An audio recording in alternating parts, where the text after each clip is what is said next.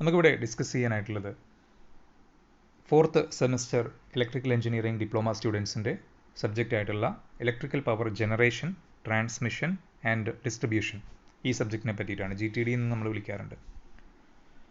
ഇതിൽ ഒന്നാമത്തെ മൊഡ്യൂളിൽ നമുക്ക് പഠിക്കാനുള്ള കാര്യം എന്ന് പറയുന്നത് അതിനകത്ത് വരുന്ന ഇമ്പോർട്ടൻ്റ് ആയിട്ടുള്ള ക്വസ്റ്റ്യൻസ് ഇപ്പോൾ പറയാം. ഒന്നാമത്തെ മൊഡ്യൂളിൽ ഹൈഡ്രോ ഇലക്ട്രിക് പവർ പ്ലാന്റ് ഉണ്ട്, സ്റ്റീം ഇലക്ട്രിക് പവർ പ്ലാന്റ് ഉണ്ട് അഥവാ തെർമൽ പവർ പ്ലാന്റ്, അതേപോലെ ന്യൂക്ലിയർ പവർ പ്ലാന്റ് ഉണ്ട് അഥവാ അറ്റോമിക് പവർ പ്ലാന്റ്, അതുപോലെ തന്നെ ഗ്യാസ് പവർ പ്ലാന്റ് ഉണ്ട്. ഇത്തരത്തിലുള്ള പവർ പ്ലാന്റുകളെ എക്സ്പ്ലെയിൻ ചെയ്യാൻ വേണ്ടി വിത്ത് ഫിഗർ എക്സ്പ്ലെയിൻ ചെയ്യാൻ വേണ്ടി പറയും. അതുകൊണ്ട് അതിൻ്റെ ബ്ലോക്ക് ഡയഗ്രവും കാര്യങ്ങളും നിർബന്ധമായിട്ട് നിങ്ങൾ പഠിച്ചു വയ്ക്കുക. എളുപ്പമാണ്, ഒന്ന് വായിച്ചു നോക്കിയാൽ കിട്ടാവുന്നേ ഉള്ളൂ. തൽക്കാലം നമ്മൾ സെക്കൻഡ് മൊഡ്യൂളാണ് സ്റ്റാർട്ട് ചെയ്യുന്നത്, എങ്കിലും ഫസ്റ്റ് മൊഡ്യൂളിലെ കാര്യം പറയാം. ഫസ്റ്റ് മൊഡ്യൂൾ നമുക്ക് സമയം കിട്ടുകയാണെന്നുണ്ടെങ്കിൽ അതും എക്സ്പ്ലെയിൻ ചെയ്യാം. അപ്പോൾ ഫസ്റ്റ് മൊഡ്യൂൾ കിട്ടാൻ എളുപ്പമാണ്. പിന്നെ അതുപോലെ തന്നെ ചോദിക്കുന്ന മറ്റൊരു ചോദ്യമാണ് ഫസ്റ്റ് മൊഡ്യൂളിൽ നിന്ന് ഇത്തരത്തിലുള്ള അപ്പോൾ ഒരു water hydro electric power plant അല്ലെങ്കിൽ ഹൈഡൽ പവർ പ്ലാന്റ് നിങ്ങൾക്ക് ഉണ്ടാക്കണമെന്നുണ്ടെങ്കിൽ അതിൻ്റെ സൈറ്റ് സെലക്ഷനുമായിട്ട് ബന്ധപ്പെട്ട അതിൻ്റെ സൈറ്റ് നിങ്ങൾ സെലക്ട് ചെയ്യുമ്പോൾ എങ്ങനെയുള്ള സ്ഥലത്തായിരിക്കും നിങ്ങൾ അത്തരത്തിലുള്ള ഉണ്ടാക്കുക. അപ്പോൾ ന്യൂക്ലിയർ ആണെങ്കിൽ അതിൻ്റെ site factors affecting site selection ചോദിക്കാറുണ്ട്. അപ്പോൾ ഈ പിന്നെ പവർ പ്ലാന്റിനെ പറ്റിയിട്ട് പവർ പ്ലാന്റ് ചിത്രം വരച്ച് എക്സ്പ്ലെയിൻ ചെയ്യാൻ ചോദിക്കാറുണ്ട്. ചിലപ്പോൾ ചിത്രം മാത്രം വരയ്ക്കാൻ പറയാറുണ്ട്. ഫാക്ടേഴ്സ് അഫക്റ്റിംഗ് സൈറ്റ് സെലക്ഷൻ ചോദിക്കാറുണ്ട്. ചിലപ്പോൾ ഇപ്പോൾ ന്യൂക്ലിയർ പവർ പ്ലാന്റ് എടുത്തിട്ട് അതിലുള്ള ഏതെങ്കിലും ഒന്ന് മാത്രം, ഇപ്പോൾ എക്സാമ്പിളായിട്ട് കൺട്രോൾ റോഡ്സിൻ്റെ ഫംഗ്ഷൻ എന്താണ്, അല്ലെങ്കിൽ മോഡറേറ്ററിൻ്റെ ഫംഗ്ഷൻ എന്താണ് മോഡറേറ്റർ, അങ്ങനെയൊക്കെ ചോദിക്കാം. ചില സമയത്ത് പിന്നെ വാട്ടർ നമ്മുടെ ഹൈഡ്രോ ഇലക്ട്രിക് പവർ പ്ലാന്റിലുള്ള സർജ് ടാങ്ക് എന്തിനു വേണ്ടിയിട്ടാണ്, അല്ലെങ്കിൽ അതിനകത്തുള്ള കുറച്ച് അതുപോലെയുള്ള സംഭവങ്ങളുണ്ട്, അതൊക്കെ എന്തിനു വേണ്ടിയിട്ടാണെന്നൊക്കെ ചോദിക്കുക. ഇത്തരം ചോദ്യങ്ങൾ ഉണ്ടാവാറുണ്ട്.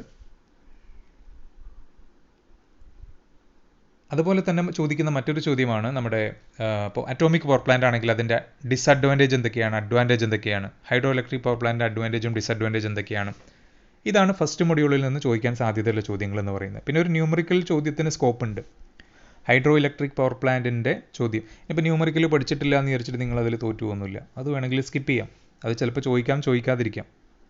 ഓക്കെ, അപ്പോൾ നിങ്ങൾ നേരത്തെ പറഞ്ഞ കാര്യങ്ങൾ കഴിവതും മാക്സിമം പഠിച്ചു വയ്ക്കുക. കാരണം അതൊക്കെ ചോദിക്കുന്ന ചോദ്യങ്ങളാണ്. എളുപ്പമാണ്, വലിയ പ്രയാസമൊന്നുമില്ല. സിമ്പിളായിട്ട് പെട്ടെന്ന് തന്നെ നമുക്ക് ഗ്രാസ്പ് ചെയ്ത് പെട്ടെന്ന് തന്നെ പഠിക്കാൻ പറ്റുന്ന. നമ്മൾ ശരിക്കും ഒരു ദിവസമല്ലേ ഉള്ളൂ, അല്ലെങ്കിൽ അര ദിവസമല്ലേ ഉള്ളൂ, അല്ലെങ്കിൽ 3-4 മണിക്കൂറല്ലേ ഉള്ളൂ. അതൊന്നും ഒരു വിഷയമുള്ള കാര്യമല്ല. ഓക്കെ, ഇനി നമുക്ക് സെക്കൻഡ് മൊഡ്യൂളിലേക്ക് വരാം. സെക്കൻഡ് മൊഡ്യൂൾ തൊട്ടാണ് നമ്മളിപ്പോൾ ക്ലാസ് സ്റ്റാർട്ട് ചെയ്യുന്നത്. സെക്കൻഡ് മൊഡ്യൂളിൽ നമുക്ക് ആദ്യമായിട്ട് ഇതിനകത്ത് പഠിക്കാനുള്ളത് താരിഫിനെ പറ്റിയിട്ടാണ്. താരിഫ് എന്ന് പറയുന്നത് നമ്മൾ ഒരു കൺസ്യൂമറിന് ഇപ്പോൾ നമ്മൾ പറയുകയാണ്, ഇപ്പോൾ മൊബൈൽ താരിഫ് നമുക്കറിയാം, അതേപോലെ ഇലക്ട്രിസിറ്റി താരിഫ് ഉണ്ട്. ഒരു സർവീസ് പ്രൊവൈഡർ ഉണ്ടാകും. മൊബൈൽ ഫോൺ ആണെങ്കിൽ ഇപ്പോൾ ഒരുപാട് നെറ്റ്വർക്ക് കമ്പനികളുണ്ടാകും, മൊബൈൽ കമ്പനികളുണ്ടാകും. മൊബൈൽ കമ്പനി എന്ന് പറഞ്ഞാൽ നെറ്റ്വർക്ക് പ്രൊവൈഡേഴ്സ്. അവർ സർവീസ് പ്രൊവൈഡ് ചെയ്യാണ്, ഓരോ സിം ഉണ്ടാവും. അപ്പോൾ അവർ ഓരോ കൺസ്യൂമേഴ്സ്, നമ്മളൊക്കെ ഓരോ കസ്റ്റമേഴ്സ് അല്ലെങ്കിൽ കൺസ്യൂമേഴ്സാണ്, നമ്മളത് അവരുടെ സിം ഉപയോഗിക്കുന്നുണ്ട്. അപ്പോൾ നമുക്ക് അവർ ഇത്ര ചാർജിലാണ് അതിൻ്റെ സർവീസുകൾ ഈടാക്കുന്നത്, ഒരു മാസത്തേക്ക് ഇത്ര നിരക്കുള്ള പ്ലാനുകൾ. ഇതേപോലെ ഇലക്ട്രിസിറ്റിക്കും ഇത്ര ഓരോ പ്ലാനുകളുണ്ട്. അതിനെയാണ് നമ്മൾ താരിഫ് എന്ന് പറയുക. അപ്പോൾ നമുക്ക് ഒരു കൺസ്യൂമറിന് വളരെ എക്കണോമിക് ആയിട്ടുള്ള രീതിയിൽ ഇലക്ട്രിക്കൽ എനർജി നമ്മൾ സപ്ലൈ ചെയ്യുക, അല്ലെങ്കിൽ ഒരു കൺസ്യൂമറിന് ഇലക്ട്രിക്കൽ എനർജി സപ്ലൈ ചെയ്യുന്നതിനെയാണ്, അതിൻ്റെ ആ ഒരു റേറ്റിനെയാണ് നമ്മൾ എന്ത് പറയുന്നത്, tariff. It is a rate at which electrical energy supplied to a consumer. Okay, അടുത്തത് ഒബ്ജക്റ്റീവ്സ് ഓഫ് താരിഫ് ചിലപ്പോൾ എക്സാമിന് ചോദിക്കാറുണ്ട്. ഒബ്ജക്റ്റീവ്സ് എന്ന് പറഞ്ഞാൽ ലക്ഷ്യങ്ങൾ, അതേപോലെ നെസസിറ്റീസ് ഓഫ് താരിഫ്, അതായത് ആവശ്യകത, താരിഫിൻ്റെ ആവശ്യകത എന്താണ്, അതേപോലെ ഒബ്ജക്റ്റീവ്സ് താരിഫിൻ്റെ ലക്ഷ്യങ്ങൾ എന്താണ്, അല്ലെങ്കിൽ ഫാക്ടേഴ്സ് ഇൻഫ്ലുവൻസിങ് താരിഫ് ഡിസൈൻ. ഒരു താരിഫ് നിങ്ങൾ ഡിസൈൻ ചെയ്യുമ്പോൾ, അതായത് ഇലക്ട്രിക്കൽ എനർജി നിങ്ങളൊരു കൺസ്യൂമറിന് കൊടുക്കുമ്പോൾ ഒരു താരിഫ്, ഓരോ പ്ലാനുകൾ ഉണ്ടാകും, LT പ്ലാൻ, HD പ്ലാൻ, അപ്പോൾ LT1, LT7 അങ്ങനെ കുറേ സംഭവങ്ങളുണ്ട്. അപ്പോൾ ഏത് പ്ലാനാണ് നിങ്ങൾ ചൂസ് ചെയ്യുന്നത് അതിനനുസരിച്ച് നിങ്ങളുടെ റേറ്റും കാര്യങ്ങളൊക്കെ മാറും. അപ്പോൾ ഒരു പ്ലാന് നിങ്ങൾ ഡിസൈൻ ചെയ്യുമ്പോൾ അതിനെ അഫക്റ്റ് ചെയ്യുന്ന അല്ലെങ്കിൽ അതിനെ ഇൻഫ്ലുവൻസ് ചെയ്യുന്ന, അതിനെ സ്വാധീനിക്കുന്ന ഘടകങ്ങൾ ഏതൊക്കെയാണ്. ഇപ്പോൾ ഒരു പ്ലാൻ ഉണ്ടാക്കും, മൊബൈൽ പ്ലാൻ ഉണ്ടാക്കുകയാണെങ്കിൽ പിന്നെ എന്തായാലും അതിനകത്ത് ലാഭം പ്രതീക്ഷിക്കും, അതിനകത്ത് സർവീസ് പ്രതീക്ഷിക്കും, അങ്ങനെയുള്ള കാര്യങ്ങളൊക്കെ ഉണ്ടാവും. അപ്പോൾ അതുപോലെ എന്തൊക്കെയാണ്. അപ്പോൾ ഈ 3 ചോദ്യങ്ങൾക്കും ഒബ്ജക്റ്റീവ്സ് ഓഫ് താരിഫ് ചോദിച്ചു കഴിഞ്ഞാലും, നെസസിറ്റീസ് ഓഫ് താരിഫ് ചോദിച്ചു കഴിഞ്ഞാലും, ഫാക്ടേഴ്സ് ഇൻഫ്ലുവൻസിങ് താരിഫ് ഡിസൈൻ ചോദിച്ചു കഴിഞ്ഞാലും നിങ്ങൾക്ക് എഴുതേണ്ടുന്ന 4 പോയിന്റുകളാണ് ഇവിടെ എഴുതിയിട്ടുള്ളത്. ആദ്യമായിട്ട് ഒന്നാമത്തത് recovery of cost of producing electrical energy. അവിടെ ഇലക്ട്രിക്കൽ എനർജി ഉണ്ടാക്കുക എന്ന് പറയുന്നത് ശരിയല്ല, കൺവേർട്ട് ചെയ്യാന്നാണ്. അപ്പോൾ കൺവേർട്ട് ചെയ്താണെങ്കിൽ അങ്ങനെ ഓക്കെ. ഏതായാലും ഇലക്ട്രിക്കൽ പവർ ഉണ്ടാക്കാൻ അവിടെ ആവശ്യമായിട്ടുള്ള കോസ്റ്റ് അത് റിക്കവർ ചെയ്യണം, അത് നമുക്ക് ഇങ്ങോട്ട് തിരിച്ച് കിട്ടണം. രണ്ടാമത്തത് recovery of cost on the capital investment. നമുക്ക് ഇത് ഉണ്ടാക്കണം എന്നുണ്ടെങ്കിൽ വെറുതെ ഉണ്ടാക്കാൻ പറ്റില്ല. അപ്പോൾ നമുക്കതിനൊരു ബിൽഡിംഗ് വേണം. അതേപോലെ തന്നെ അതിൻ്റെ ഒരുപാട് ഉപകരണങ്ങൾ, ജനറേറ്റർ, ട്രാൻസ്ഫോമർ, ട്രാൻസ്മിഷൻ ലൈനുകൾ, ഡിസ്ട്രിബ്യൂഷൻ ലൈനുകൾ, അതുപോലെ മറ്റനുബന്ധ ഉപകരണങ്ങൾ. അപ്പോൾ അതിനൊക്കെ ക്യാപിറ്റൽ ഇൻവെസ്റ്റ്മെൻ്റ് ഉണ്ട്. അതുപോലെ ആ ലാൻഡ്, ഭൂമി, അപ്പോൾ അത് തിരിച്ചു കിട്ടണം. അതിനുള്ള ആ ഒരു കോസ്റ്റ്, മുടക്കിയ കോസ്റ്റ് റിക്കവറി ചെയ്യണം. Recovery of cost of operation and maintenance. മാത്രമല്ല അത് അവിടെ വെച്ച് ഉണ്ടാക്കിയാൽ പോരാ, അത് വർക്ക് ചെയ്യണം, ഓപ്പറേഷൻ നടക്കണം, അതേപോലെ എന്തെങ്കിലും പ്രശ്നങ്ങളുണ്ടെങ്കിൽ മെയിൻ്റനൻസ് നടക്കണം. അപ്പോൾ ഇതിനൊക്കെ ചിലവുണ്ട്, അതിനൊക്കെ കോസ്റ്റ് ഉണ്ട്. ആ കോസ്റ്റ് നമുക്ക് റിക്കവർ ചെയ്യാൻ പറ്റണം. അതേപോലെ അതിന് പെട്ടതാണ് ഇപ്പോൾ ബില്ലിങ്, മീറ്റർ, എന്നുള്ള പോലുള്ള സാധനങ്ങളൊക്കെ അതിൽ പെട്ടതാണ്. പിന്നെ മാത്രമല്ല എല്ലാവരും പ്രതീക്ഷിക്കുന്ന പോലെ ഇതിനൊക്കെ പുറമെ നമ്മളൊരു ലാഭവും പ്രതീക്ഷിക്കുന്നുണ്ട്, ഒരു പ്രോഫിറ്റ്. അപ്പോൾ ഇതൊക്കെ ഈ രീതിയിൽ ഈ കാര്യങ്ങളൊക്കെ കിട്ടണം ഒരു താരിഫായാലും. അപ്പോൾ താരിഫിൻ്റെ ലക്ഷ്യങ്ങൾ ഇതൊക്കെയാണ്, അല്ലെങ്കിൽ താരിഫിൻ്റെ ആവശ്യകത ഇതൊക്കെയാണ്, അല്ലെങ്കിൽ താരിഫിനെ ഡിസൈൻ ചെയ്യുന്ന സമയത്ത് ഇതൊക്കെ കിട്ടുന്ന രീതിയിൽ വേണം താരിഫ് ഡിസൈൻ ചെയ്യാൻ. അല്ലെങ്കിൽ നഷ്ടമാവും, അല്ലെങ്കിൽ ഈ സാധനം കിട്ടുക അല്ലേ. ഓക്കെ, ഇനി desirable characteristics of A tariff. ഏതാണ്ട് അതുപോലെ തന്നെയുള്ള മറ്റൊരു ചോദ്യമാണ്. അതേപോലെ തന്നെയുള്ള കാര്യങ്ങളാണ് അതിനകത്തും വരുന്നത്. അല്ലെങ്കിൽ ഫീച്ചേഴ്സ് ഓഫ് താരിഫ്. താരിഫിൻ്റെ ഫീച്ചേഴ്സ് എന്തൊക്കെയാണ്, സവിശേഷതകൾ, അതിൻ്റെ ക്യാരക്ടറിസ്റ്റിക്സ്, അതിൻ്റെ സ്വഭാവങ്ങൾ എന്തൊക്കെയാണ്. അല്ലെങ്കിൽ ഡിസൈറബിൾ ക്യാരക്ടറിസ്റ്റിക്സ് എന്ന് ചിലപ്പോൾ ചോദിക്കാറുണ്ട്. നമുക്കത് താരിഫിന് വേണ്ടുന്ന ഘടകങ്ങൾ, സ്വഭാവങ്ങൾ, അല്ലെങ്കിൽ അതിൻ്റെ കാര്യങ്ങൾ എന്തൊക്കെയാണെന്നുള്ളതാണ്. ഒന്നാമത്തത് പ്രോപ്പർ റിട്ടേൺ. നമ്മൾ ഈ നേരത്തെ പറഞ്ഞ കാര്യങ്ങളൊക്കെ കൂട്ടിയതാണ്. പ്രോപ്പർ റിട്ടേൺ, അതായത് പ്രോപ്പറായിട്ടുള്ള, അനുയോജ്യമായിട്ടുള്ള ഈ പറഞ്ഞ കാര്യങ്ങൾക്കൊക്കെയുള്ള റിട്ടേൺ തിരിച്ചിങ്ങോട്ട് കിട്ടണം. ഈ പറഞ്ഞ സാധനങ്ങളൊക്കെ തിരിച്ച് കിട്ടണം. അതേപോലെ നമുക്ക് പറയാവുന്നൊരു കാര്യമാണ് ഫെയർനെസ്. ഫെയർനെസ് എന്ന് പറഞ്ഞു കഴിഞ്ഞാൽ ഒരു ഫെയർ ആയിരിക്കണം. അപ്പോൾ നമ്മളിപ്പോൾ ഇലക്ട്രിസിറ്റി ഇതൊക്കെ ആയിട്ട് ബന്ധപ്പെട്ട് ഒരുപാട് പ്രശ്നങ്ങൾ, ഒരുപാട് പേർക്ക് ഇലക്ട്രിസിറ്റി ചാർജ് കൂടി എന്നൊക്കെ പറഞ്ഞുകൊണ്ടുള്ള പ്രശ്നങ്ങളുണ്ട്. അപ്പോൾ അത് പിന്നെ പ്ലാൻ എന്താണെന്നുള്ളത് ഫെയർ ആയിരിക്കണം, ആൾക്കാർക്ക് വ്യക്തത ഉണ്ടാവണം കാര്യങ്ങൾ എങ്ങനെയാണെന്നുള്ളത്. അതുപോലെ ഈ പ്ലാന് പിന്നെ ഒരുപാട് ഈടാക്കാൻ പാടില്ല. ആൾക്കാർക്ക് ഒരുപാട് ഈടാക്കിയിട്ട് അവരെ ബുദ്ധിമുട്ടിക്കാൻ പാടില്ല. ഫെയർ ആയിട്ടുള്ള, അവർക്ക് അനുയോജ്യമായിട്ടുള്ള, അവർക്ക് താങ്ങാൻ പറ്റുന്ന, എല്ലാവർക്കും മനസ്സിലാവുന്ന രീതിയിൽ ഫെയർനെസ്. മൂന്നാമത്തെ സിംപ്ലിസിറ്റി. നേരത്തെ പറഞ്ഞ പോലെ സിമ്പിളായിരിക്കണം. ആളുകൾക്ക് പെട്ടെന്ന് അത് കാര്യങ്ങൾ മനസ്സിലാക്കാൻ പറ്റണം. ഇത് ഒരുപാട് പറഞ്ഞ് ബുദ്ധിമുട്ടിച്ച് ഇങ്ങനെ കൂട്ടുക, അങ്ങനെ കൂട്ടുക, ഇത് മറ്റേത് മറിച്ച് കൂട്ടുക എന്ന് പറഞ്ഞിട്ട് അവസാനം പിന്നെ ആളുകൾക്ക് പ്രയാസമുള്ള രീതിയിലുള്ളൊരു പ്ലാൻ ആയിരിക്കരുത്. അത് മനസ്സിലാക്കത്തക്ക രീതിയിൽ സിംപ്ലിസിറ്റി ഉണ്ടാവണം. ഇതൊക്കെ താരിഫിൻ്റെ പറഞ്ഞിട്ടുള്ള കാര്യങ്ങളാണ്. അതുകൊണ്ട് തന്നെ ഇതൊക്കെ പാലിച്ചിട്ട് വേണം ഒരു ഇലക്ട്രിസിറ്റി സപ്ലൈ ചെയ്യാനായിട്ട്. Reasonable profit. നേരത്തെ പറഞ്ഞ കാര്യങ്ങളൊക്കെ തന്നെ ഒരു മറ്റു രീതിയിൽ പറഞ്ഞതാണിത്. Okay, reasonable profit. നമുക്ക് റീസണബിൾ ആയിട്ടുള്ളൊരു പ്രോഫിറ്റ് കിട്ടണം. അട്രാക്റ്റീവ് ആയിരിക്കണം. ആളുകൾക്ക് ഈ ഇലക്ട്രിസിറ്റീൻ്റെ ചാർജ് കാണുമ്പോൾ തന്നെ ഉപയോഗിക്കാൻ പറ്റാത്ത രീതിയിലായി കഴിഞ്ഞാൽ ആളുകൾ ഉപയോഗിക്കില്ല. അപ്പോൾ ഈ കമ്പനികൾക്ക്, അത് ഗവൺമെൻറ്റോ പൊതുമേഖലയോ പ്രൈവറ്റോ കമ്പനികളായിക്കോട്ടെ, അത് നഷ്ടത്തിലാവും. ഇപ്പോൾ മൊബൈൽ വെച്ച് ആലോചിച്ചാൽ മതി. ഒരുപാട് ആളുകൾക്ക് അട്രാക്റ്റീവ് ആയിട്ടുള്ള പ്ലാൻ, അത്ര കുറഞ്ഞ റേറ്റ് ആണല്ലോ, അല്ലെങ്കിൽ ഇത് നമുക്കൊരു മാസം ഈ പ്ലാൻ നല്ലതാണല്ലോ എന്ന് പറഞ്ഞാൽ നമ്മൾ അട്രാക്റ്റഡ് ആവും, അതിലേക്ക് ആകർഷിക്കപ്പെടും. അത്തരത്തിലുള്ള പ്ലാനുകൾ ഇലക്ട്രിസിറ്റിയിലാണെങ്കിലും അതുപോലെ തന്നെയാണ് വേണ്ടത്. ഒരുപാട് വലിയ റേറ്റിൽ അത് ഈടാക്കി കഴിഞ്ഞാൽ ആരും അത് തിരിഞ്ഞു നോക്കില്ല, അല്ലെങ്കിൽ ആ ഒരു പ്ലാൻ ഉപയോഗിക്കില്ല. ഓക്കെ, ഇത്രയാണ് ഇതിനകത്ത് താരിഫുമായിട്ട് ബന്ധപ്പെട്ട് ഇനീഷ്യലി പറയാനുള്ളത്. അപ്പോൾ ടൈപ്സ് ഓഫ് താരിഫാണ് അടുത്ത് ചോദിക്കാറുണ്ട്. അപ്പോൾ ഇതൊക്കെ ചോദിക്കുന്ന ചോദ്യങ്ങളാണ്. ഇപ്പോൾ പറഞ്ഞത് ഒന്നുകിൽ ഒബ്ജക്റ്റീവ്സ്, അല്ലെങ്കിൽ നെസസിറ്റി, അല്ലെങ്കിൽ ഫാക്ടേഴ്സ് ഇൻഫ്ലുവൻസിങ് എന്ന് പറഞ്ഞ് ചോദിക്കും, അല്ലെങ്കിൽ ഡിസൈറബിൾ ക്യാരക്ടറിസ്റ്റിക്, അല്ലെങ്കിൽ ഫീച്ചേഴ്സ് ഓഫ് താരിഫ് എന്ന് ചോദിക്കും. അപ്പോൾ അത് പറഞ്ഞു അതിൻ്റെ കാര്യങ്ങൾ സിമ്പിളാണ്. അടുത്തത് ടൈപ്സ് ഓഫ് താരിഫും പലപ്പോഴായിട്ട് എക്സാമിന് ചോദിക്കുന്ന ചോദ്യമാണ്. ടൈപ്സ് ഓഫ് താരിഫ് ചോദിക്കുമ്പോൾ രണ്ട് രീതിയിലാണ് ചോദിക്കും. ഒന്ന് ടൈപ്സ് ഓഫ് താരിഫ് ഏതൊക്കെയാണെന്ന് പറഞ്ഞാൽ മുഴുവനായിട്ട് ചോദിക്കും, അല്ലെങ്കിൽ ഏതെങ്കിലും പ്രത്യേക താരിഫ് മാത്രം എടുത്ത് ചോദിക്കും. ഓക്കെ, അപ്പോൾ ടൈപ്സ് ഓഫ് താരിഫ് എന്ന് പറഞ്ഞു കഴിഞ്ഞാൽ സിമ്പിൾ താരിഫാണ് ഒന്നാമത്തേത്. സിമ്പിൾ താരിഫ് എന്ന് പറഞ്ഞു കഴിഞ്ഞാൽ നമ്മൾ ഒന്നുമില്ല, സിമ്പിളാണ് സംഭവം. എല്ലാ കൺസ്യൂമേഴ്സിനും ഒരേപോലെ ചാർജ് ഈടാക്കുന്നത്. എല്ലാവർക്കും ഒരു യൂണിറ്റിന് ഇത്ര ചാർജ്, എല്ലാവർക്കും ഒരു യൂണിറ്റിന് 3 രൂപ, അല്ലെങ്കിൽ ഒരു യൂണിറ്റിന് 2 രൂപ എന്ന് പറഞ്ഞ് ഈടാക്കുക. അതാണ് fixed rate per units of electrical energy consumed. നമ്മൾ ഉപയോഗിച്ച ഇലക്ട്രിക്കൽ എനർജിയുടെ ഒരു യൂണിറ്റിന് ഇത്ര ഫിക്സ്ഡ് റേറ്റ്, ഇത്ര ഒരു ഫിക്സ്ഡ് റേറ്റ് ആണ്. 2 രൂപയാണെങ്കിൽ 2 രൂപ. ഇനി അടുത്ത price charges constant for all consumers. എല്ലാ കൺസ്യൂമറിനും എന്താണ് പ്രൈസ് ചാർജ് ചെയ്യുന്നത് ഒരേപോലെയാണ്. അടുത്ത flat rate tariff. Flat rate tariff എന്ന് പറഞ്ഞു കഴിഞ്ഞാൽ different types of consumers are charge at different rate. അതായത് ഡിഫറെൻറ്റ് കൺസ്യൂമേഴ്സ് ഉണ്ടാവും. അപ്പം വീടുകൾ ഉപയോഗിക്കുന്നുണ്ട്, കൊമേഴ്ഷ്യൽ എന്ന് പറഞ്ഞാൽ കടകൾ, റെസ്റ്റോറൻറ്റുകൾ, അതുപോലുള്ള സംഭവങ്ങൾ, അതുപോലെ ഇൻഡസ്ട്രിയൽ ഒരുപാട് വ്യവസായശാലകൾ. അപ്പോൾ ഓരോരുത്തർക്കും ഡിഫറെൻ്റ് ആയിട്ട് ചാർജ് ഈടാക്കുന്നതിനെയാണ് different types of consumers charge different rate. അതാണ് ഫ്ലാറ്റ് റേറ്റ് താരിഫ്. ഇനി അടുത്ത block rate tariff. Block rate tariff എന്ന് പറഞ്ഞു കഴിഞ്ഞാൽ ഇപ്പോൾ നമ്മുടെ നാട്ടിലൊക്കെ പിന്നെ ഇപ്പോൾ എക്സാമ്പിളായിട്ട് ഒരു ആദ്യത്തെ 50 യൂണിറ്റ് ഉപയോഗിക്കുമ്പോൾ നിങ്ങൾക്ക് ഒരു യൂണിറ്റിന് 3 രൂപ കൊടുത്താൽ മതി. പിന്നെ 51 മുതൽ 100, അല്ലെങ്കിൽ 51 മുതൽ ഒരു 70 യൂണിറ്റ് വരെ ഉപയോഗിക്കുന്ന ആൾക്കാർക്ക് ഒരു 4 രൂപ കൊടുക്കണം. പിന്നെ ആ ഒരു 70 മുതൽ 100 വരെ ഉപയോഗിക്കുന്ന ആൾക്കാർക്ക്, 71 മുതൽ 100 വരെ ഉപയോഗിക്കുന്ന ആൾക്കാർക്ക് 5 രൂപ കൊടുക്കണം. അങ്ങനെ ഓരോ ബ്ലോക്കായിട്ട് ആദ്യത്തെ ഒരു ബ്ലോക്കിന് ഇത്ര, അടുത്ത ബ്ലോക്കിലേക്ക് വരികയാണെങ്കിൽ അതിൻ്റെ യൂണിറ്റിൻ്റെ റേറ്റ് മാറും. ഇതുപോലെ ഓരോ ബ്ലോക്കായിട്ട് യൂസ് ചെയ്യും. ഇപ്പം നമ്മൾ സാധാരണ ബുക്കുകളിലൊക്കെ പറയാറെന്ന് പറഞ്ഞാൽ നമ്മൾ നേരെ തിരിച്ചാണ്. നമ്മളിതിങ്ങനെ പിന്നെ ഓരോ യൂണിറ്റ് ഉപയോഗിക്കുന്നത് കൂടുന്നതിനനുസരിച്ച് നമ്മൾ ചാർജ് കൂട്ടുകയാണ് ചെയ്യുന്നത്. പക്ഷേ ബുക്കുകളിലൊക്കെ പറയുന്നത് വൈദ്യുതിയുടെ ഉപയോഗം പ്രോത്സാഹിപ്പിക്കുക. അതായത് നമ്മളിപ്പോൾ മൊബൈൽ ഫോണിൻ്റെ ഉപയോഗം പ്രോത്സാഹിപ്പിക്കണമെങ്കിൽ എന്ത് ചെയ്യണം? പ്ലാനുകൾ കുറച്ച് കൊടുക്കണം. കൂടുതൽ നല്ല ഓഫർ ചെയ്യുന്ന ആൾക്കാർക്ക്, ഒരു വർഷത്തേക്ക് ചെയ്യുന്ന ആൾക്കാർക്ക് കുറച്ചും കൂടെ കുറച്ചിട്ട് ഒരു 200 രൂപ ലാഭം വരുന്ന രീതിയിലുള്ള പ്ലാനുകളായിരിക്കും ഉണ്ടാവുക, അല്ലെങ്കിൽ അങ്ങനെ ആയിരിക്കും ഉണ്ടാവുക അല്ലേ. അപ്പോൾ അതുപോലെ കൂടുതൽ ഉപയോഗിക്കുന്നതിനനുസരിച്ച് അത് പ്രോത്സാഹിപ്പിക്കാൻ വേണ്ടിയിട്ട് എന്ത് ചെയ്യുന്നു? ഓരോ ബ്ലോക്ക്, ആദ്യത്തെ ബ്ലോക്കിന് ഇവിടെ എഴുതിയിട്ടുള്ളത് എങ്ങനെയാണ്? A given block of energy or units is charged at A specified rate and the next blocks of energy is charged at A reduced rate. അടുത്ത ബ്ലോക്ക് ഉപയോഗിക്കുന്ന ആൾക്കാർ കുറച്ചുകൂടെ കുറച്ചിട്ട് കൊടുക്കുക. ഒന്നുകൂടെ കുറച്ചുകൂടെ കൂടുതൽ ഉപയോഗിക്കുന്ന ആൾക്കാർക്ക് അടുത്ത ഒരു ബ്ലോക്കിൽ വരുന്ന ആൾക്കാർക്ക് കുറച്ചുകൂടെ കുറയാന്നുള്ളത്. നമ്മൾ നേരെ തിരിച്ചാണ്. ഇനി അടുത്ത ടു പാർട്ട് താരിഫ് എന്ന് പറഞ്ഞു കഴിഞ്ഞാൽ 2 പാർട്ടുകളാണ്. ഇപ്പോൾ നമ്മുടെയൊക്കെ വീട്ടിൽ 2 പാർട്ട് താരിഫിനെ പോലെ സംഭവങ്ങളുണ്ട്. അതായത് ഫിക്സഡ് ചാർജ് ഉണ്ടാവും. നമ്മൾ ഉപയോഗിച്ചാലും ഉപയോഗിച്ചില്ലെങ്കിൽ അവിടെ ഫിക്സഡ് ചാർജ് ഉണ്ടാവും. ഫിക്സഡ് ചാർജ് എന്ന് പറഞ്ഞാൽ സാധാരണ ബേസ്ഡ് ഓൺ മാക്സിമം ഡിമാൻഡ് എന്ന് പറഞ്ഞാൽ ഏതെങ്കിലും ഒരു സമയത്ത്, ഏതെങ്കിലും ഒരു മണിക്കൂറിൽ നമ്മൾ ഉപയോഗിക്കുന്ന മാക്സിമം യൂണിറ്റ് എനർജിനെയാണ് മാക്സിമം ഡിമാൻഡ് എന്ന് പറയും. ഇപ്പോൾ നമ്മളൊരു ദിവസം മുഴുവനായിട്ടും ഒരേപോലെ ഉപയോഗിക്കുന്നില്ല. ചിലപ്പോൾ ഏതെങ്കിലും ഒരു മണിക്കൂർ നേരത്തേക്ക് ഭയങ്കര പീക്ക് ലോഡ് ഉപയോഗിച്ചിട്ടുണ്ടാവും, അല്ലെങ്കിൽ മാക്സിമം ഡിമാൻഡ് ഉപയോഗിച്ചിട്ടുണ്ടാവും. അതിനാണ് മാക്സിമം ഡിമാൻഡ് എന്ന് പറയും.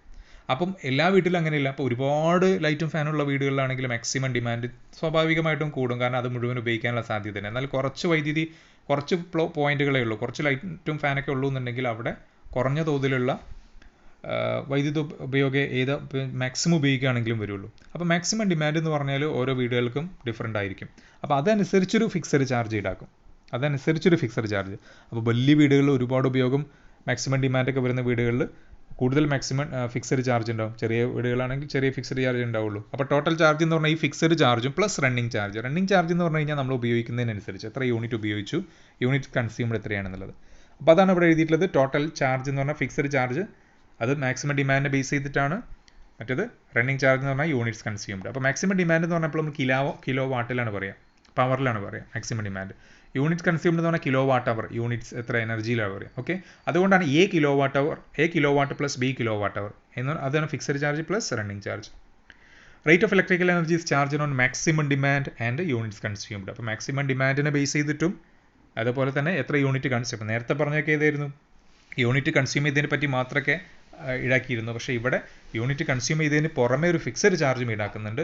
അതെന്ന് പറഞ്ഞാൽ മാക്സിമം ഡിമാൻഡിനെ ബേസ് ചെയ്തിട്ട്. ഓക്കെ, ഇനി അടുത്ത 3 പാർട്ട് താരിഫാണ്. 3 പാർട്ട് താരിഫ് എന്ന് പറഞ്ഞു കഴിഞ്ഞാൽ ടോട്ടൽ ചാർജ് എന്ന് പറഞ്ഞാൽ ഇവിടെ നേരത്തെ 2 പാർട്ട് പറഞ്ഞില്ല, അതേപോലെ 3 പാർട്ട് എന്ന് പറഞ്ഞാൽ ഫിക്സഡ് ചാർജ് ഉണ്ട്, സെമി ഫിക്സഡ് ചാർജ് ഉണ്ട്, റണ്ണിങ് ചാർജ് ഉണ്ട്. ഇവിടെ വേറെ രീതിയിലാണ് ക്ലാസിഫിക്കേഷൻ. ഫിക്സഡ് ചാർജ് എന്ന് പറഞ്ഞു കഴിഞ്ഞാൽ നമ്മളിപ്പോൾ ഒരു വീട്ടിലേക്ക് സപ്ലൈ കൊടുക്കണം, അപ്പോൾ അതിന് ചിലവുണ്ടാവും. സർവീസ് കണക്ഷൻ, നമ്മുടെ ലൈന് വലിക്കണം വീട്ടിലേക്കുള്ള ലൈൻ പോസ്റ്റിൽ നിന്ന്, അതിന് വേറെ ചിലവുണ്ടാവും. മീറ്ററിങ്, അതിന് വേറെ ചിലവുണ്ടാവും. അപ്പോൾ അതൊക്കെ ഫിക്സഡ് ചാർജായിട്ട് നമ്മളിൽ നിന്ന് അവർ ഈടാക്കുന്നുണ്ട്. പിന്നെ സെമി ഫിക്സഡ് ചാർജ് എന്ന് പറഞ്ഞാൽ നേരത്തെ പറഞ്ഞ ഫിക്സഡ് ചാർജാണ് ഇവിടുത്തെ സെമി ഫിക്സഡ് ചാർജ് എന്ന് പറഞ്ഞു കഴിഞ്ഞാൽ മാക്സിമം ഡിമാൻഡിനെ ബേസ് ചെയ്തിട്ട്. അത് മാക്സിമം ഡിമാൻഡ് എന്ന് പറഞ്ഞാൽ സാധാരണ കിലോ വാട്ടിലോ KVA ആവാം എന്നാണ് ഇവിടെ പറയുന്നത്. പിന്നെ റണ്ണിങ് ചാർജ് എന്ന് പറഞ്ഞു കഴിഞ്ഞാൽ നമ്മൾ യൂസ് ചെയ്യുന്ന എത്ര യൂണിറ്റ് എനർജി കൺസ്യൂം ചെയ്തു, അതൊരു വാരിയബിൾ ആണ്. ഓരോരുത്തർക്കും ഡിഫറെൻ്റ് ആയിട്ട്, നമുക്ക് തന്നെ ഡിഫറെൻ്റ് ആയിട്ട് വരും. ഇപ്പോൾ ഉപയോഗത്തിനനുസരിച്ച് വാരിയബിൾ ആണ്. അപ്പോൾ A fixed charge plus B kilowatt എന്ന് പറഞ്ഞു കഴിഞ്ഞാൽ semi fixed charge plus C kilowatt hour running charge, അല്ലെങ്കിൽ എത്ര യൂണിറ്റ് ഉപയോഗിക്കുന്നത്. കിലോ വാട്ട് അവർ എന്ന് പറഞ്ഞാൽ ഒരു യൂണിറ്റ് എന്നുള്ള പേരും വിളിക്കാറുണ്ട്. 1 കിലോ വാട്ട് അവർ എന്നുള്ളത്. അപ്പോൾ ഇലക്ട്രിക്കൽ എനർജിയുടെ പ്രാക്ടിക്കൽ കൊമേഴ്ഷ്യൽ യൂണിറ്റ് ആണ് കിലോ വാട്ട് അവർ, KWH എന്ന് പറയുന്നത്. ഒരു കിലോ വാട്ട് അവർ, അപ്പോൾ അതിൻ്റെ യൂണിറ്റിന് കിലോ വാട്ട് അവർ എന്ന് പറയാം. ആ കിലോ വാട്ട് അവർ എന്നുള്ളതിൻ്റെ തന്നെ ഒരു പേരാണ് 1 യൂണിറ്റ് എന്നുള്ളത്. അങ്ങനെയും പറയാറുണ്ട്, 1 യൂണിറ്റ് എന്നും പറയാറുണ്ട്. ഓക്കെ,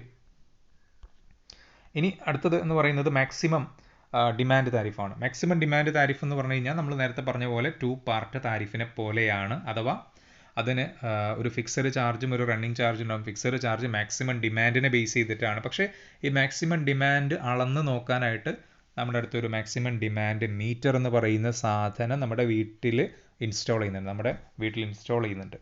അപ്പോൾ നേരത്തെ പറഞ്ഞ കൊടുത്ത് മാക്സിമം ഡിമാൻഡ് അവിടെ ഇൻസ്റ്റാൾ ചെയ്തിട്ടൊന്നുമില്ല, അല്ലാത്ത രീതിയിൽ കാൽക്കുലേറ്റ് ചെയ്യാണ്.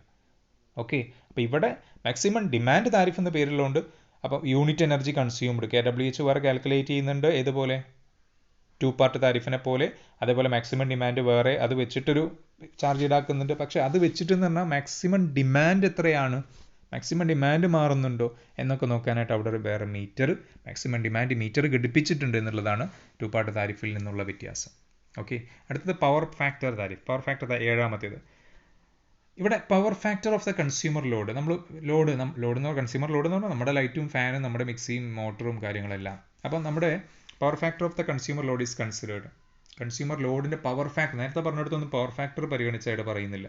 അപ്പം നമ്മളിവിടെ പവർ ഫാക്ടർ, കൺസ്യൂമർ ലോഡിൻ്റെ പവർ ഫാക്ടർ എത്രയാണ്, കൂടുതലാണോ കുറവാണോ, കൂടുതലുള്ള ലോഡാണോ ഉപയോഗിക്കുന്നത്, കുറച്ചുള്ള ലോഡാണോ ഉപയോഗിക്കുന്നത് എന്നുള്ളതിനനുസരിച്ച് ചാർജ് ഈടാക്കും. പവർ ഫാക്ടർ എപ്പോഴും 0 മുതൽ 1 വരെ വേണ്ടത്. അതിൽ 1 ആണ് ഏറ്റവും നല്ലത്. ലാഗിങ്ങും ലീഡിങ്ങും ഉണ്ട്. സാധാരണ നമ്മുടെയൊക്കെ ഈ ഇൻഡക്ഷൻ അല്ലെങ്കിൽ മോട്ടറുകൾ കാര്യങ്ങളെല്ലാം ഉള്ളതുകൊണ്ട് തന്നെ ലാഗിങ് ലോഡുകളാണ് ഉണ്ടാവുക. അപ്പോൾ പവർ ഫാക്ടർ എപ്പോഴും 1നോട് ചേർന്ന് നിൽക്കണം. അപ്പോൾ ഇത് 3 ടൈപ്പാണ് പവർ ഫാക്ടർ താരിഫ് എന്ന് പറയുന്നത്. എന്ന് പറഞ്ഞാൽ പവർ ഫാക്ടർ കുറച്ച് ഉള്ള ആളുകൾക്ക് കൂടുതൽ ചാർജ് ഈടാക്കും. പവർ ഫാക്ടർ കൂടുതൽ ഉള്ള ലോഡുകളാണ് ഉപയോഗിക്കുന്നതെന്നുണ്ടെങ്കിൽ കുറഞ്ഞ അവർക്കൊരു ഡിസ്കൗണ്ട് എന്തെങ്കിലും കൊടുക്കും. ഇതാണ് സംഭവം.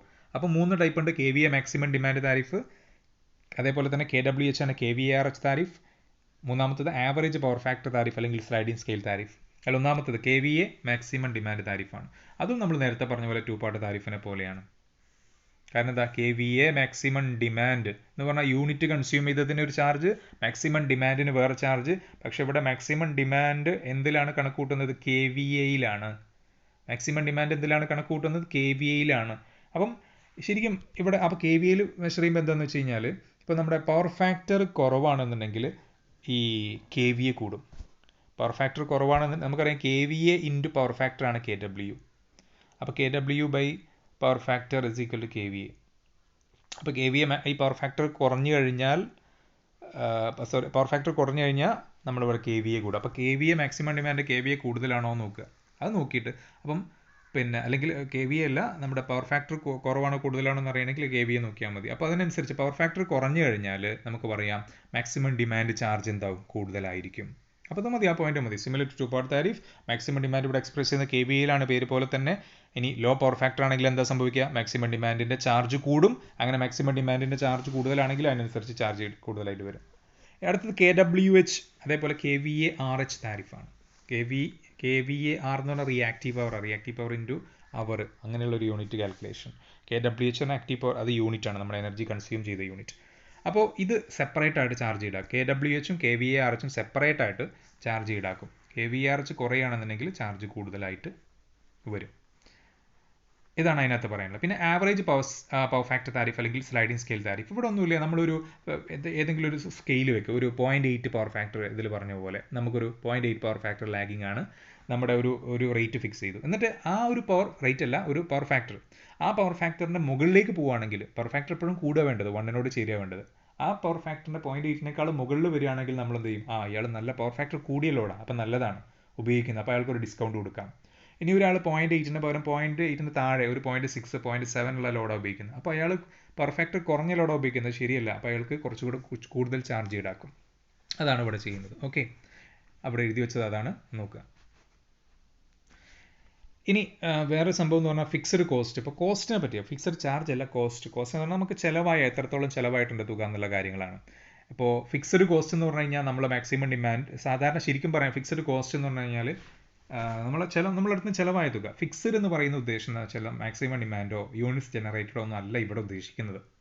ഇവിടെ ഉദ്ദേശിക്കുന്നത് എന്താണെന്ന് വെച്ച് കഴിഞ്ഞാൽ നമ്മുടെ ഇപ്പോൾ ഒരു കമ്പനി, ആ കമ്പനീൻ്റെ ആനുവൽ കോസ്റ്റ് അതിന് എത്ര ചിലവ് വരുന്നുണ്ട്, പിന്നെ ഇപ്പോൾ ലാൻഡിന് എത്ര, ആ ഭൂമിക്ക് എത്ര ചിലവ് വരുന്നുണ്ട്, അതിൻ്റെ ആ ഒരു ഭൂമിയുടെ ഇൻട്രസ്റ്റ്, അതിന് പലിശ കൊടുക്കേണ്ടി വരും ചിലപ്പോൾ, അതുപോലെ അതിൻ്റെ ഇൻഷുറൻസ് കാര്യങ്ങളുണ്ടാവും, ഈ പിന്നെ ഒഫീഷ്യൽസിൻ്റെ അതിൻ്റെ ഉദ്യോഗസ്ഥരുടെ സാലറി ഉണ്ടാവും. ഇതൊക്കെ ഫിക്സഡ് കോസ്റ്റ്, ഇതൊക്കെ നമ്മുടെ കയ്യിൽ നിന്ന് ഈടാക്കുന്നുണ്ട്.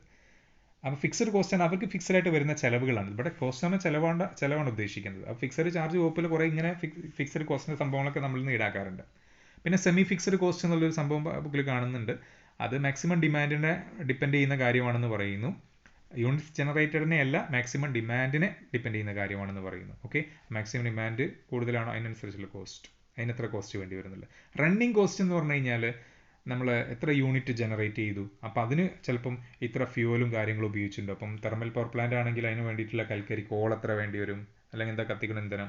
ഇപ്പോൾ അറ്റോമിക് പവർ പ്ലാന്റ് ആണെങ്കിൽ അതിന് വേണ്ടി എത്ര ഇന്ധനം, പിന്നെ നമ്മുടെ ന്യൂക്ലിയർ എലമെൻറ്റ് വേണ്ടി വരും, യുറേനിയോ പ്ലൂട്ടോണിയോ ഏതാണെന്ന് വെച്ചാൽ അത് തോറിയം, അത് ഓക്കെ. പിന്നെ അതേപോലെ തന്നെ അതിന് എത്രത്തോളം വേണ്ടി വരും ആ ഫ്യൂവലും, അതുപോലെ അതിൻ്റെ മെയിൻ്റനൻസ്, അതിൻ്റെ റിപ്പയറിങ്, അതൊക്കെയാണ് റണ്ണിങ് കോസ്റ്റിൽ വരുന്നത്. ക്യാപിറ്റൽ കോസ്റ്റ് എന്ന് പറഞ്ഞു കഴിഞ്ഞാൽ റണ്ണിങ് കോസ്റ്റിൻ്റെ ടൈപ്പാണെന്ന് പറഞ്ഞാൽ റണ്ണിങ് കോസ്റ്റ് അല്ല, അതൊരു ഫിക്സഡ് കോസ്റ്റിൻ്റെ ടൈപ്പാണ് എന്ന് പറയാം.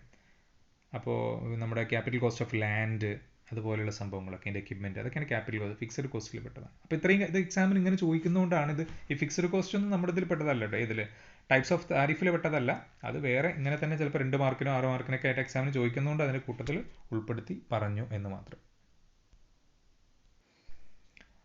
അടുത്തൊരു സംഭവമാണ് ബേസ് ലോഡ് അതേപോലെ peak load. What is the difference between distinguish between base load and peak load എന്നൊക്കെ പറഞ്ഞാൽ 6 മാർക്കിനൊക്കെ എക്സാമിന് ചോദിക്കാറുണ്ട്. ബേസ് ലോഡ് എന്ന് പറഞ്ഞു കഴിഞ്ഞാൽ ഇപ്പോൾ ഇതിൽ തന്നെ എഴുതിയാണ് വായിക്കുക. It is a constant load which occurs almost the whole day on the power system, power station. അപ്പോൾ നമ്മുടെ ഒരു പവർ സ്റ്റേഷൻ, നമ്മുടെ അടുത്തുള്ളൊരു പവർ സ്റ്റേഷൻ ഉണ്ട്. ആ പവർ സ്റ്റേഷനിൽ ഒരു ദിവസം മുഴുവനും നമ്മൾ നോക്കുകയാണെങ്കിൽ ഒരു ഫിക്സഡ് ലോഡ് എപ്പോഴും ഒരു കോൺസ്റ്റന്റ് ലോഡ് എല്ലാ സമയത്തും ഉപയോഗിക്കുന്നുണ്ടാവും. പക്ഷെ ചില സമയത്ത് ഭയങ്കര ലോഡ് പീക്ക് ലോഡ് ഉപയോഗിക്കുന്നുണ്ടാവും. അപ്പോൾ ഒരു ദിവസം മുഴുവനും എടുത്തു നോക്കുകയാണെങ്കിൽ ആ ഒരു ദിവസം മുഴുവൻ എടുത്തു നോക്കുകയാണെങ്കിൽ ഓൾമോസ്റ്റ് കോൺസ്റ്റന്റ് ആയിട്ടുള്ള ഒരു ലോഡ്, ഓൾമോസ്റ്റ് എല്ലാ സമയത്തും ഒരു ഫിക്സഡ് ആയിട്ട് ഉപയോഗിക്കുന്ന ലോഡ്, അതിനാണ് നമ്മൾ ബേസ് ലോഡ് എന്ന് പറയാം. പീക്ക് ലോഡ് എന്ന് പറഞ്ഞു കഴിഞ്ഞാൽ ചില സമയത്ത് ഭയങ്കരമായിട്ട് ലോഡ് കൂടുതൽ ഉപയോഗം ഉണ്ടാവും. ആ ലോഡിനെയാണ് നമ്മൾ എന്താ പറയുക പീക്ക് ലോഡ്. അത് പല സമയത്തും പലതായിരിക്കും പീക്ക് ലോഡ് എന്ന് പറയുന്നത്. അപ്പോൾ ഒരു ഗ്രാഫായിട്ട് ഇവിടെ കാണിച്ചിട്ടുണ്ട്. എന്താണ് പീക്ക് ലോഡ് എന്ന് പറഞ്ഞാൽ? It is the various peak demands of the load over and above the base load. ഇപ്പോൾ ഈ ചിത്രം നോക്കുക താഴെ ഗ്രാഫ്. അതിൽ എക്സ് ആക്സിസിൽ ടൈം, അവേഴ്സിൽ ടൈം, അതേപോലെ വൈ ആക്സിസിൽ ലോഡ് കിലോ വാട്ട് അല്ലെങ്കിൽ മെഗാ വാട്ടിൽ കൊടുത്ത പവർ ആയിട്ട് കൊടുത്തിട്ടുണ്ട്.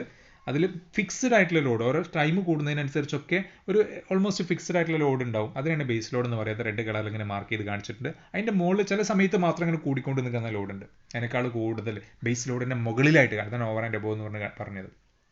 അതിനാണ് നമ്മൾ എന്താ പറയുക പീക്ക് ലോഡ്. അപ്പോൾ ഇത് എക്സാമിന് ചോദിക്കുന്നതാണ് ചിത്രം വരയ്ക്കുക. 2 കാര്യങ്ങൾ, ഇത് 6 മാർക്ക് 7 മാർക്ക് ഫ്രീ ആയിട്ട് കിട്ടും. Load curve and load duration curve എന്ന് പറയുന്ന സംഭവം. ലോഡ് കർവ് എന്ന് പറഞ്ഞാൽ ഒന്നുമില്ല, ഇതുപോലെ തന്നെയാണ്. ഇപ്പം നമ്മൾ ഈ വരച്ച സാധനത്തിനെ ലോഡ് കർവ് എന്ന് പറയും. കാരണം എക്സ് ആക്സിസിൽ ടൈമും വൈ ആക്സിസിൽ ലോഡും. ആ ലോഡ് ഓരോ സമയത്തിനനുസരിച്ച് എത്ര ലോഡ് ഉണ്ട്. ഇപ്പോൾ ഇത്ര സമയം, ഇപ്പോൾ രാവിലത്തെ സമയം 9 മണിക്ക് ഇത്ര ലോഡ്, 10 മണിക്ക് ഇത്ര ലോഡ്, 11 മണിക്ക് ഇത്ര ലോഡ്, 12 മണിക്ക് ഇത്ര ലോഡ്, ഇത്ര സമയം കൂടുന്നതിനനുസരിച്ച് ലോഡിലുള്ള മാറ്റം അത് കാണിക്കുന്ന കർവിനെയാണ് എന്ത് പറയുക ലോഡ് കർവ് എന്ന് പറയുക. അപ്പോൾ ലോഡ് കർവ് എന്ന് പറഞ്ഞാൽ it is A curve showing the load changes on power station versus time. Daily load curve എന്ന് പറഞ്ഞാൽ എന്താ? അതായത് ഒരു ദിവസത്തെ load change. Monthly load curve ഒരു മാസത്തെ ലോഡ് ചേഞ്ച്. ഇയർലി ഒരു ആനുവൽ ലോഡ് കർവ് എന്ന് പറഞ്ഞാൽ ഒരു വർഷത്തെ ലോഡ് ചേഞ്ച്. അപ്പോൾ ഇവിടെ നോക്കുക എന്താണ്? It is A curve showing load changes during A day versus time. അപ്പോൾ 24 മണിക്കൂർ. Monthly load curve it is the curve showing load changes during A month versus time. അപ്പോൾ മന്ത് എന്ന് പറയുമ്പോൾ ചിലപ്പോൾ ഒരു മണിക്കൂറിലോ ആവാൻ ടൈം എടുക്കുന്ന, അല്ലെങ്കിൽ ഓരോ ദിവസത്തിലായിരിക്കും എടുക്കുക. Yearly load curve, annual load curve എന്ന് പറഞ്ഞു കഴിഞ്ഞാൽ ഓരോ ലോഡ് ചേഞ്ച് ഒരു വർഷത്തിലെ ലോഡ് ഓരോ സമയത്തിനനുസരിച്ച് ഒരു വർഷം മുഴുവൻ എത്ര ലോഡ് ചേഞ്ച് ഉണ്ടാകുന്നുണ്ട്. ഈ ലോഡ് കർവിൻ്റെ ഇമ്പോർട്ടൻസ് എന്താ? എന്തിനാ ഇപ്പോൾ ഈ ലോഡ് കർവ് ഇങ്ങനെ കഷ്ടപ്പെട്ട് വരയ്ക്കുന്നതെന്ന് വെച്ച് കഴിഞ്ഞാൽ ലോഡ് കർവിന് എന്തൊക്കെ കാര്യങ്ങൾ കിട്ടും? നിങ്ങൾ ആ ചിത്രം തന്നെ ഇപ്പോൾ റൈറ്റ് സൈഡിൽ ഇവിടെ കാണിച്ചിട്ടുണ്ട് ചിത്രം. ഈ ചിത്രം തന്നെ നോക്കുമ്പോൾ നമുക്ക് മനസ്സിലാക്കാൻ സാധിക്കും. ടൈമിനനുസരിച്ച് ഇവിടെ maximum it gives variation of load at different time. ഓരോ ഡിഫറൻറ്റ് ടൈമിൽ എത്ര ലോഡ് ഉണ്ട്. ഇപ്പം 2 മണിക്ക് എത്ര ലോഡ്, 4 മണിക്ക് എത്ര ലോഡ് അവിടെ ഉപയോഗിച്ചു അല്ലെങ്കിൽ ആകെ വരുന്നുണ്ട് എന്നുള്ള കാര്യം മനസ്സിലാക്കാൻ പറ്റും. രണ്ടാമത്തെ point, this area gives number of units generated. Area എന്ന് പറഞ്ഞാൽ Y axis into X axis എന്നാണ്. എന്ന് പറഞ്ഞു കഴിഞ്ഞാൽ ലോഡ് ഇൻറ്റു ടൈം. ലോഡ് എന്ന് പറഞ്ഞാൽ കിലോ വാട്ട് അല്ലെങ്കിൽ മെഗാവാട്ട്. ടൈം എന്ന് പറഞ്ഞാൽ അവറില്ല. കിലോ വാട്ട് ഇൻറ്റു അവർ അല്ലെങ്കിൽ മെഗാവാട്ട് ഇൻറ്റു അവർ എന്ന് പറഞ്ഞാൽ എത്ര യൂണിറ്റ് ഓഫ് എനർജി കൺസ്യൂംഡ് എന്ന്.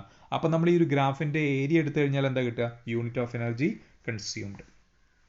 മൂന്നാമത്തെ point, highest point on curve gives maximum demand. അത് ശരിയാണ്. മാക്സിമം ഡിമാൻഡ് എന്ന് പറഞ്ഞാൽ മെഗാവാട്ട് അല്ലെങ്കിൽ കിലോ വാട്ടാണ്, പവറാണ്.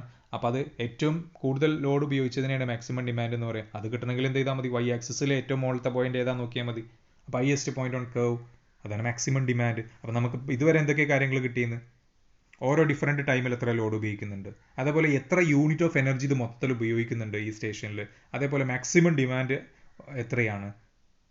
ഇനി നമുക്ക് പിന്നെ ആവറേജ് ലോഡ് ഇന്നയുടെ ഒരു ദിവസം എത്ര ആവറേജ് ലോഡ് എത്ര ഉണ്ട്. ആവറേജ് ലോഡ് എന്ന് പറഞ്ഞു കഴിഞ്ഞാൽ ഏരിയനെ നമ്പർ ഓഫ് അവേഴ്സിനെ കൊണ്ട് ഡിവൈഡ് ചെയ്താൽ മതി. ആവറേജ് ലോഡ് എന്ന് പറഞ്ഞാൽ എന്താ? ആകെ എനർജി ഡിവൈഡഡ് ബൈ ആകെ എത്ര ഉപയോഗിച്ചു ഡിവൈഡഡ് ബൈ എത്ര മണിക്കൂർ. അപ്പോൾ ഒരു ദിവസത്തെ ആണെങ്കിൽ എന്ത് ചെയ്താൽ മതി? ആകെ ഒരു ദിവസം എത്ര എനർജി ഉപയോഗിച്ചു ഡിവൈഡഡ് ബൈ ഒരു ദിവസം എത്ര മണിക്കൂർ, 24 മണിക്കൂർ. അപ്പോൾ അല്ലെങ്കിൽ ആകെ എത്ര മണിക്കൂർ അത് കിട്ടും. ഓക്കെ. അതുപോലെ it gives load factor. Load factor എന്ന് പറഞ്ഞു കഴിഞ്ഞാൽ ആവറേജ് ലോഡ് ബൈ മാക്സിമം ഡിമാൻഡാണ്. അപ്പോൾ ആവറേജ് ലോഡ് നേരത്തെ മുകളിൽ പറഞ്ഞ ക്വസ്റ്റൻ വെച്ച് കിട്ടും, മാക്സിമം ഡിമാൻഡ് അതിൻ്റെ മൂന്നാമത്തെ പോയിന്റ് വെച്ച് കിട്ടി. അപ്പോൾ ഇങ്ങനെ 4-5 കാര്യങ്ങൾ കിട്ടുന്നതുകൊണ്ട് തന്നെ ലോഡ് കർവിൻ്റെ ഇമ്പോർട്ടൻസ് ഇത് എക്സാമിന് ചോദിക്കാറുണ്ട്. ഇമ്പോർട്ടൻസ് ഓഫ് ലോഡ് കർവ് എന്തൊക്കെയാണെന്നുള്ളത്. ലോഡ് ഡ്യൂറേഷൻ കർവ് എന്ന് പറഞ്ഞാൽ ലോഡ് കർവിനൊന്ന് റീഅറേഞ്ച് ചെയ്യുക. ഇപ്പോൾ ലോഡ് കർവ് എന്ന് പറഞ്ഞാൽ ലോഡും ടൈമും തമ്മിലുള്ള ഗ്രാഫാണ്. ലോഡ് ഡ്യൂറേഷൻ കർവ് എന്ന് പറഞ്ഞാലും അത് തന്നെയാണ്, ലോഡും ടൈമും തമ്മിലുള്ള ഗ്രാഫാണ് ടൈം ഡ്യൂറേഷൻ. ഇവിടെ എന്ത് ചെയ്യുന്ന ഒന്ന് റീഅറേഞ്ച് ചെയ്തിട്ട് ഇത്ര ടൈം ഡ്യൂറേഷനായിട്ട് കാണിക്കും. മാത്രമല്ല പറ്റുമെങ്കിൽ ഒരു ഡിസെൻഡിങ് ഓർഡറിൽ കാണിക്കും. ഡിസെൻഡിങ് ഓർഡർ എന്ന് പറഞ്ഞാൽ കുറഞ്ഞ രീതിയിൽ. ഓക്കെ, ഇനി നമുക്ക് ഇതിനകത്ത് നോക്കാനുള്ള ടൈപ്സ് ഓഫ് ലോഡ്സ് ആണ്. ടൈപ്സ് ഓഫ് ലോഡ്സ് എന്ന് പറഞ്ഞു കഴിഞ്ഞാൽ ഏതൊക്കെ ടൈപ്പ് ലോഡുകളുണ്ട്, ചിലപ്പോൾ അത് എക്സാമിന് ചോദിച്ചേക്കാം. ടൈപ്സ് ഓഫ് ലോഡ് എന്ന് പറഞ്ഞു കഴിഞ്ഞാൽ ഡൊമസ്റ്റിക് ലോഡ് ഉണ്ട്. ഡൊമസ്റ്റിക് ലോഡ് എന്ന് പറഞ്ഞാൽ വീടുകൾ ഉപയോഗിക്കുന്ന fan, fridge, T V, small motor, അങ്ങനെയുള്ള കാര്യങ്ങളൊക്കെ വീട്ടിൽ ഉപയോഗിക്കുന്നത്. ഓക്കെ, കൊമേഴ്ഷ്യൽ ലോഡ് എന്ന് പറഞ്ഞു കഴിഞ്ഞാൽ നമ്മുടെ പിന്നെ ഷോപ്പുകളിലും നേരത്തെ പറഞ്ഞ പോലെ ഷോപ്പുകളിലും റെസ്റ്റോറൻറ്റിലും ഉപയോഗിക്കുന്ന ലൈറ്റ്, ഫാന്, അതുപോലുള്ള സംഭവങ്ങളെല്ലാം. ഇൻഡസ്ട്രിയൽ ലോഡ് എന്ന് പറഞ്ഞു കഴിഞ്ഞാലോ, ഇൻഡസ്ട്രിയൽ ലോഡ് എന്ന് പറഞ്ഞു കഴിഞ്ഞാൽ വ്യവസായശാലകൾ ഉപയോഗിക്കുന്നത്. അതായത് സ്മോൾ സ്കെയിൽ ഇൻഡസ്ട്രി ഉണ്ട്, മീഡിയം സ്കെയിൽ ഉണ്ട്, ലാർജ് സ്കെയിൽ ഉണ്ട്. സ്മോൾ സ്കെയിൽ എന്ന് പറഞ്ഞാൽ 25 kW കിലോ വാട്ടിനേക്കാളും താഴെ. മീഡിയം സ്കെയിൽ എന്ന് പറഞ്ഞാൽ 25 kW മുതൽ 100 kW വരെ. അതിൻ്റെ മുകളിലാണെങ്കിൽ ലാർജ് സ്കെയിൽ. പിന്നെ മുനിസിപ്പൽ ലോഡ് മുനിസിപ്പാലിറ്റി എന്ന് പറഞ്ഞാൽ നമ്മുടെ സ്ട്രീറ്റ് ലൈറ്റ്, നമ്മുടെ നാട്ടിലുള്ള സ്ട്രീറ്റ് ലൈറ്റിങ്, അതുപോലെ തന്നെ വാട്ടർ സപ്ലൈക്ക് വേണ്ട പവർ, അതുപോലെ ഡ്രെയിനേജിന് അതിനെന്തെങ്കിലും ഉണ്ടെങ്കിൽ അതിൻ്റെ പവർ, അതിൻ്റെ ആവശ്യങ്ങൾക്ക് അതിനാണ് മുനിസിപ്പൽ ലോഡ്. ഇറിഗേഷൻ ലോഡ് എന്ന് പറഞ്ഞു കഴിഞ്ഞാൽ pumping motor four water supply ചെയ്യാനുള്ള പമ്പിംഗ്, ഇറിഗേഷൻ, ജലസേചനത്തിനുള്ള സംഭവങ്ങൾ. അപ്പോൾ അതിനുവേണ്ടി ഇലക്ട്രിസിറ്റി, അതിന് പ്രത്യേകമായിട്ടുള്ള താരിഫും കാര്യങ്ങളൊക്കെ ഉണ്ട്. അങ്ങനത്തെ ലോഡ്സ് ഉണ്ട്. അതിന് ചിലപ്പോൾ ഓഫറുകളും കാര്യങ്ങളൊക്കെ ഉണ്ട് ഇറിഗേഷൻ ലോഡ്. പിന്നെ ട്രാക്ഷൻ ലോഡ് എന്ന് പറഞ്ഞു കഴിഞ്ഞാൽ റെയിൽവേക്ക് 25 kV ആണ് റെയിൽവേയുടെ വോൾട്ടേജ് എന്നുള്ള കാര്യം നമുക്കറിയാലോ. അപ്പോൾ റെയിൽവേയുടെ ആവശ്യങ്ങൾക്ക് വേണ്ടി അതിന് വേണ്ടിയിട്ട് പിന്നെ കൊടുക്കുന്നതിനാണ് ട്രാക്ഷൻ ലോഡ് എന്ന് പറയുന്നത്. റെയിൽവേ, അതുപോലെ ബസ്സസ്, ചില ഇലക്ട്രിക് ബസ്സുകളുണ്ട്, ട്രോളി, അതൊക്കെയാണ് ട്രാക്ഷൻ ലോഡ് എന്ന് പറയുന്നത്. ഓക്കെ, ഇതാണ് ടൈപ്സ് ഓഫ് ലോഡ്സ്. ഇനി നമുക്ക് അതിനകത്ത് കുറച്ച് കാര്യങ്ങൾ, ടേംസ് ആൻഡ് ഫാക്ടേഴ്സ്, കുറച്ച് ടേംസ് ഉണ്ട്, അതുപോലെ load factor, demand factor, diversity factor എന്ന് പറഞ്ഞ കുറച്ച് സാധനങ്ങളുണ്ട്. അതിലേക്ക് നമുക്ക് വരാം. അപ്പോൾ ഇത്രയും കാര്യങ്ങൾ ഇപ്പോൾ ഇതുവരെ പഠിച്ചു വയ്ക്കാം.